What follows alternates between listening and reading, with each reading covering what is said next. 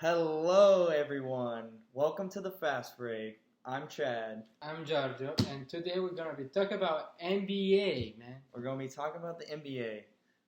NBA just started in October, guys, but and there is a lot of surprises. But before that, in the preseason, it's happened something. They mobilized all the NBA. What happened, Chad? What happened? So what happened was in China, the Lakers and Nets played two games in Shanghai, but there was this tweet by the Houston Rockets general manager Daryl Morey, and he said, or he was tweeting about he was supporting the protesters in Hong Kong, and it's setting off a chain reaction which fallout through the NBA and China. So the Chinese media took it upon themselves to support it, and then now Adam Silver has already issued two statements clarifying the league's position on Maury's tweet. And now Silver stated that he regrets upsetting people in China but wouldn't limit free of speech. Yeah. That's it. What's your opinion about this, Chad? My opinion? I mean, it's kind of both ways, but I believe Daryl Morey I think he just shouldn't have said anything about it so it wouldn't cause a chain reaction for them losing sponsors, everything like that. Now the Chinese won't broadcast any type of NBA. I agree with you, Chadwick, but let's see that also the Chinese government did something for.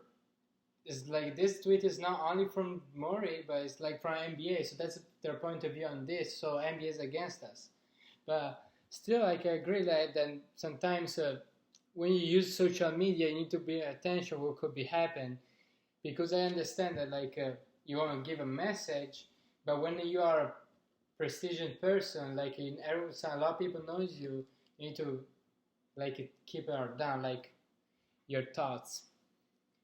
Other things about that, the Yao Ming said that it's unacceptable what happened in NBA, and with this country, China, of course, his standpoint with his people. And other things to say about this situation is that's basically how Cherry said, that all the economy is going to collapse about this in NBA. It is. Especially on the Houston Rockets. Yeah, especially them. And then the Chinese government, I found the quote. They said that we've noticed the NBA commissioner Adam Silver's response to the inappropriate remarks by Houston Rockets GM Morey. And then so we are strongly unsatisfied and opposed to Adam Silver's claim of supporting Morey's rights of having freedom of speech. And then it says, we think any remarks that challenge national sovereignty and social stability are outside the category of freedom of speech. That's going to be a big concern for NBA now, but let's back on the season start, and how I said before, there's some new surprises, Chad. Yes, there is some surprises, like the Philadelphia 76ers. What do you think about them so far? I think they're only team they're unbeaten after 6 games, which is a lot as a start of the season. I think they're trying to confirm what they made from previous years. Even Jimmy Butler left, but they got new players like Richardson, all often they're gonna be solid minutes, and especially they won a game without Joel Embiid. But who you think, Chad, is gonna be the main resource of the Sixers? I think the main resource of the Sixers is probably going to be Ben Simmons on his shooting performance. Because if he can shoot the three, then he's going to be dangerous. But he made one three-pointer, in the preseason, and everyone was shocked about it because he's been working on it all off-season. He's just been working on all types of shooting, his mid-range, because he's very good at driving, getting to the lane, dunking, all that good stuff. So we'll see how, when the season keeps going, we'll see how they do. We'll see what they're doing. Now is averaging 16 points and 8 assists per game, which is a very solid numbers. But also our offense putting solid numbers 16 points and 8 rebounds per game. But I think more than 76 have a lot of resources. I said that, Richardson, Simmons. I Tobias Harris, which is giving good impact. Embiid, good because it's going to be devastated as a center. But I also have some luck, Chadwick. Like the buzz beater that Furkan Korkmaz had against the Trailblazers. I think this is going to be help them to improve themselves. And speaking about Joel Embiid, Oh wow, yeah, something happened against the Timberwolves. him and Towns had a huge fight. No highs of the late previous year's NBA with the Mystics, like Bulldogs, Pistons, but that was a kind of fight that we now see is very rare in this years now. So what happened between Embiid and Towns? Currently there was already now good blood between them, correct, Chadwick? Yeah, that's correct. And on Embiid, he loves to tweet and post on Instagram about if they get a win, he just like jokes around against the other players. Like Karl Anthony Towns, there's been some tweets going around. Yeah. Let me see the tweets. While he's checking the tweets, explain better what happened, and this is how the premise the game, and already then have a good relationship the two players. Then after a forward attacking by the Timberwolves, Towns and Embiid got in contact. They started to punch each other and push each other, punch each other.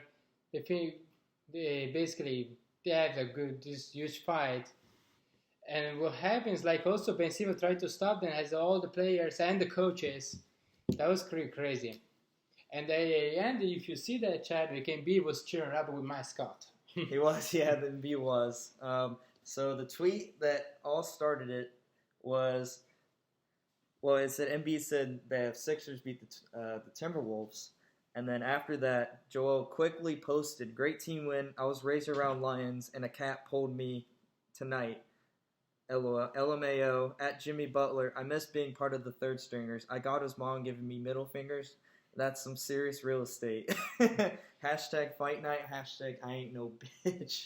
That this is Joel Embiid. Like he said at the start of the season, he promised to say not trash talking, but it's too big for him. Like James Harden shooting all times free, or Russell Burton's triple doubles. Like it's the same thing. But what happened? Like Towns replied to this on both Twitter and Instagram, where they say stopping the saying a different word the words that beast like I ain't no bitch are raised by the lions, and they use the picture of the fight, and James Bean's crying after the game lost against the Raptors with the Kawhi shot, and Embiid responded that the teams didn't make the playoffs, so Towns doesn't know how that feel, and it just like he need to be better watch out for the next time, basically. So we're gonna be seeing soon very long again about this little fight.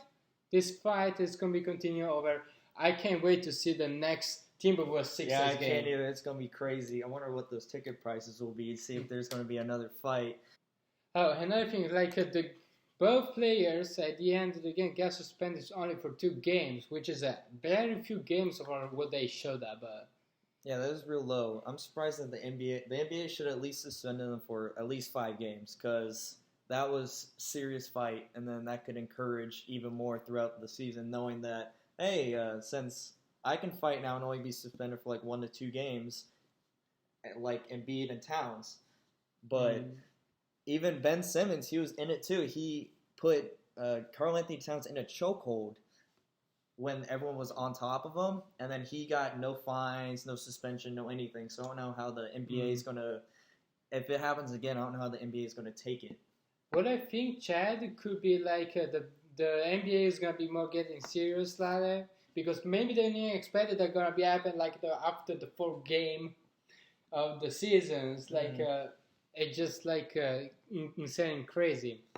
So about that, the Sixers feel comfortable for trying to can win the ring along with the Clippers, the Bucks, the Lakers, but one who's have a very bad situation and bad like a period are the Warriors. Oh man, the Golden State Warriors, the 5 times in a row, going straight to the finals every year.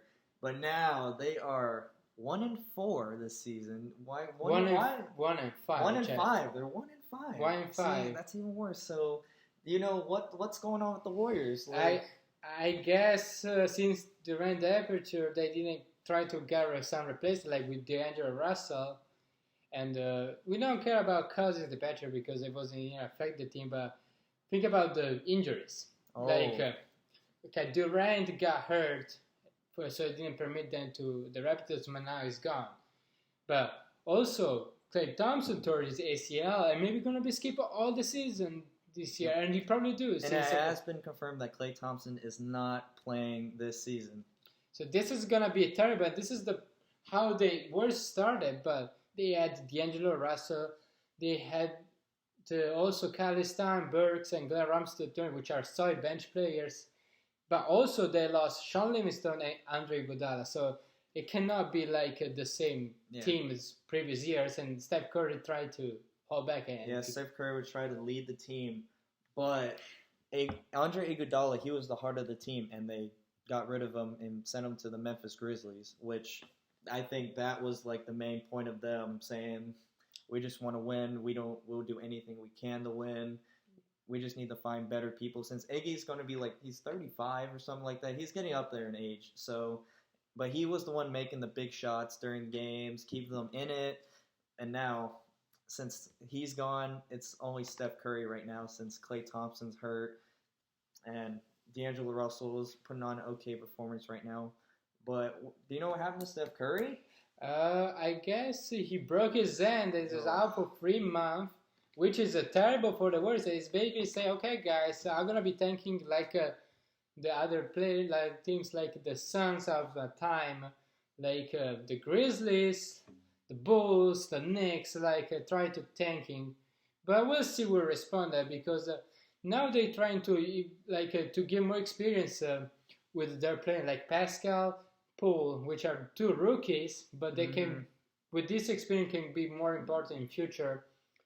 For now, also in the last game, they didn't play either Draymond Green and D'Angelo Russell against the Charlotte Hornets, and they lost that, even with a closer score. But that's gonna be tough. Yeah. Now, since the injury bug's hitting them now, D'Angelo Russell's out with an ankle injury, and Draymond Green is out for, I think it's a month or 2 with a torn ligament in his finger. So it's really just they don't have any stars playing for them right now. It's just bench players, role players. So we're thinking that the Warriors are just going to tank this season, try to get a good pick, and then when everyone's healthy, back to their top potential, and see how they will do next season because it's not really looking good for them right now. But the problem, they might be lost some picks with the D'Angelo Russell trade when they put Durant when do the sign trade with the Nets. But we need to see this. We start early. It's early in the season. It could be a turning point in future. Like last year, the Rockets, they start bad and they come back. But how we said, the clouds are very dark in the future of the Warriors, especially after Stephen Curry injury. Now, since that happened, everyone's excited because they don't want to see the Warriors in the playoffs. They don't want to see them in the championship again. True. Yeah, because everyone knew if they knew the Warriors were there, it was going to be either a sweep or it's just going to be a tough battle because they know it's the Warriors. They got Steph Curry, probably one of the best shooters in the NBA history ever, and Klay Thompson. What do you think about that? I think Klay Thompson is an amazing catch and shooter. I think the best in the league. We can arguably say we're in the top 5 all time. But I think the Warriors are really prepared to not play Thompson this season. But with Curry Curry injuries now is completely a mess. Curry need to try to find what is going on. Just very demoralizing, discouraging the environment. And you know what? And this is true. The people want to see another team in the West. Yeah, they do. In the West to go to the finals. Yeah. Because after 5 straight years, and after the Spurs also went for a couple of 3 straight times, they want a new one. It could be the Clippers, correct? Oh, the Clippers. Yeah, the Clippers, they made some moves this season. They got Kawhi Leonard, Paul George. The Clippers are really good. They are really good. They're really good. But we're remaining in West now. But there is one team that surprised everyone from all our colleagues, analysts, and also all the fans. Like they know how like they're always bad, always trying to get draft picks, but now they started with a good start. Like who they are? I believe it's the Phoenix Suns. Honestly, oh man, the Phoenix Suns they're 4-2 right now. They're starting out. They beat the Clippers, and everyone believed that they were just going to get destroyed because they have everybody: Pat Bev, Kawhi, all of those good players. But the Phoenix Suns, they beat the Clippers, so now we're thinking they're really a surprise to the NBA right now. Yeah, I think it's like Devin Booker started to carry the team, but also like other like addition. They have this some like Baines, Rubio, like also the Cameron Johnson from the draft. Their pick, number 7 pick. They traded with the Timberwolves. But like I think like all this had like also Savage, like this is gonna be an increasing like possibility because they have a talent, but I think like doesn't have the right coach. Now could they have Monty Williams who can give you an identity to the team and can make that, because I think like the Phoenix Suns are playing more like as a team than like individual because. The stats of all players are kind of similar, except for Devin Booker, of course, but he's the star. He's the franchise player. Yes. But like I think like they give a lot of offensive points. Like they have an average now 114 points per game, which is a lot. That's really good. It's good. What do you think about Chadwick about this situation about the Suns? I think that they might be the underdog in the West. They might be like a 7-8 seed, but they will be terrifying because their starting line will be Rubio, Booker, Kelly Oubre, and then Dario Saric, and then DeAndre Ayton. But something happened to DeAndre Ayton. Oh yeah, he got like hard to get substances. So, but they was not supposed to be according with the CBA. He got suspended for 25 games, but still, like even Ayton, he suspended for 25 games. Even Rubio has problems in this recent period. They still put some wins, so I think they find some maturity at the end. Hopefully, they're gonna do good and then come back to the playoffs. So the Phoenix Suns have not made the playoffs since the 2009-2010 season. So it's about to be 10 years since they have made it into the playoffs.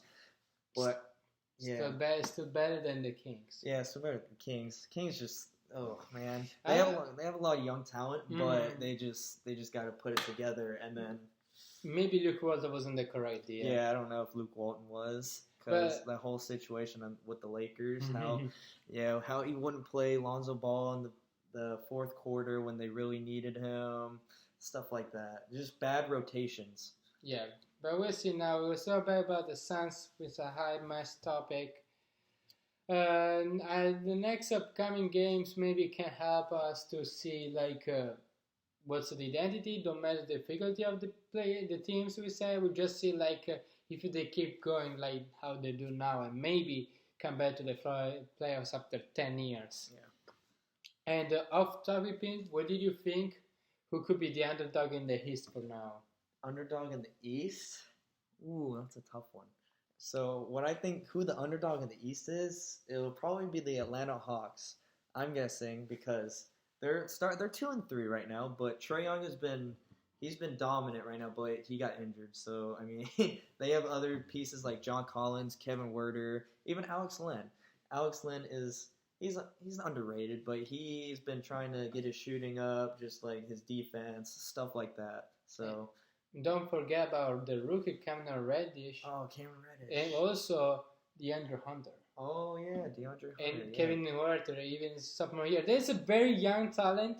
Like that's it's gonna be interesting. But they could be made the playoffs because like how I said the level is less than comparing to the West. Yeah. But because they're almost kind of the same level, so I think if they do better, they can make the playoffs easily. Yeah. But we just need to know because it's just the start of the season, so we can't really make any assumptions about who's going to be injured, anything like that. So Okay, that's just gonna be a tough one. And now, for concluding our show, I have a question for you guys too, and for my colleague Chadwick, which is, who you think is gonna be the MVP of the NBA this season? MVP, from where I'm looking at it right now, for what the performing, anything like that, I'm thinking it's going to be Luka Doncic. Why Luka Doncic? Luka Doncic, he has been tearing it up lately. He's been getting triple double after triple double after triple double, and now since he's got some solid pieces like Kristaps Porzingis, all that, Luka Doncic has been killing it. His shooting percentages are crazy right now. Rebounding, assists, all that, even steals. He's just been lighting it up. What do you think, Gio? I think with the Porzingis add, they create more space with Doncic, and this is why Doncic could be good because Porzingis you need to think about a big man or solid players. You need to put on Porzingis, but Porzingis is not gonna be staying in the center by open space because he can shoot for free too. So it's gonna be very hard for the defense to read also all their movements, and this is why Doncic could be having a standing here. There's not gonna be maybe brings the team to the playoffs, but probably could. If he can make it, he has a more chance about win the MVP this year. But my opinion is gonna be Giannis Antetokounmpo MVP because he's a dominant player. He's doing all double doubles now in an easily performance. He's even doing he's 100%. He's just around the 70 even or 65. It's so good. This young player could be the future of the all NBA. I hope everyone knows LeBron now. Yep. But it's gonna be in the future. It's gonna be Giannis. This guy could dunks a lot, steal, block, a rim, but assist, and doing a lot of good job on jump shot. And now he's turning shooting free. All these statistics are increasing even each season. So this guy could give a more better statistics than the previous year when he led the Bucks gave 60 wins, which is very rare. Yeah. Very rare for the Bucks. But I think he could be the MVP in this season too. And I think one thing could be making 100% if you bring back the Bucks as a top. Now they had a rough start, but I think they could make it. And another one candidate who could be MVP could be Anthony Davis. He's doing good with the Lakers. He's trying to be not only be under the shadow of LeBron, and LeBron might understand that. This is giving a lot to Anthony Davis too. So could be him, could be also Harden or Westbrook as usual. Curry, but before the injury, yeah. Of course. Always same people again, not a candidate in the early season, but we'll see that. And I want to give another, for concluding completely, with the last question. Who you think is going to be the finals? Who do I think is going to be in the finals? Ooh, my bet is it's going to shock some people. I'm going with the Portland Trailblazers. No way. Portland Trailblazers. See, you're already not looking at it. No, it's they impossible. Got Damian Lillard, CJ McCollum. That team is just crazy. I don't think so. It's gonna be made it. But who's the other one? Portland Trailblazers. And I'm gonna go with the Milwaukee Bucks. Obviously they got Giannis, Chris Middleton, Eric Bledsoe. That team is just they're bound to be back in the playoffs because last season it ended. Wasn't really the best way they wanted to end it. They want to go to the finals, but they fell short. So this is their redemption year of them going to the finals, beating anyone in their way, anyone in their path. So we'll see. We'll see what happens. That's my choice. Portland Trailblazers versus the Milwaukee Bucks. I agree with the Bucks. I don't agree with the Trailblazers. No, my candidates are Magic. I don't think so. If they do that, I promise I bet I pay everyone a dinner. Orlando, obviously. Hey. No, I think like who could be made the finals? And this is I have this belief since the summer are the Sixers and the Clippers. The Sixers are already explaining why they are more solid now. Even they lost Jim Butler, but they are solid now. How they started seems like they can continue with that direction. But the Clippers, my God, with with Kawhi and George. It's just like a very, very like a talented team and very defensive team that everyone underestimated that. Because they have all defensive players like Errol could be a defensive player. Beverly is a defensive player. Like and then Paul George is about to come back. George is about to come back and it's gonna be very bad. Yeah. Like then Leonard is also a defender, but Patrick Patterson is also a good player. Like too many. And also they have a Landry Shamet shooter, and especially Lou Williams. So, Lou Will. So like Lou Will. It's like a very good team. Can't wait to see them in the finals for this 100%. And I know who's not gonna be made it are gonna be the Knicks. The Knicks. Oh no. Oh man. I'm sorry, Knicks fans, but it's gonna be tough. It's gonna be another tough year because you guys are paying Julius Randle 3 years, $64 million. It's not a problem. It's just like confusing. But Knicks fan, if you listen to us, we can your team is gonna be somehow get out from this situation. Yes, someone's gonna sign. Someone's gonna sign there. Want to bring back the Knicks journey. Yeah, remember the Nets. They made it. They got Kyrie and Durant. Yes, they did. They did get Kyrie and Durant. But we remember how it was atrocious day before. Since the Paul Pierce and guarantee. So it's like they could have made them. Yeah. So guys, thanks to watching us on our Fast Break podcast. Fast Break. The Fast Break. I'm gonna be see you for the next time. I thought we see if it's our thoughts or information that we said it's gonna be happen or this time. Meanwhile, we're gonna be keep updating us on this. If you wanna respond us. We're going to be giving my personal email. Yes. Thanks for watching us. Thank you guys. And I'll see you next time. Dun, dun, dun, dun.